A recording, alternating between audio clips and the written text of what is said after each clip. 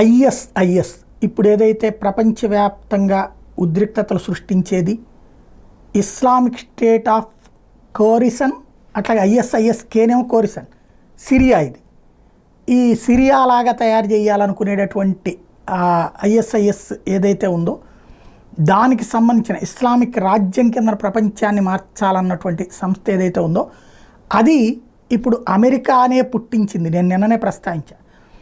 అందులో నుంచి ఐఎస్ఐఎస్కే పుట్టింది. మళ్ళీ ఐఎస్ఐఎస్ అనేది మాత్రం అమెరికానే సృష్టించింది. రష్యాను కూడా దెబ్బతీయడానికి అదొక ఎత్తుగడ.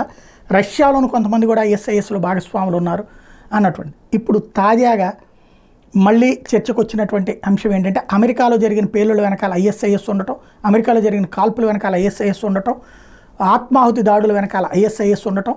దీన్ని ఇప్పుడు అక్కడ వాళ్ళు గుర్తు చేసుకుంటున్నారు. అసలు ఐఎస్ఐఎస్ని సృష్టించింది ఎవరు? సిఐఏనే కదా. ఇది అప్పట్లో ఏదైతే వికీలీక్స్ 500 కేబుల్స్ని రిలీజ్ చేసినటువంటి సందర్భంలో అమెరికాకి సంబంధించి 1979లో ఐఎస్ఐఎస్ని సృష్టించింది అప్పుడే.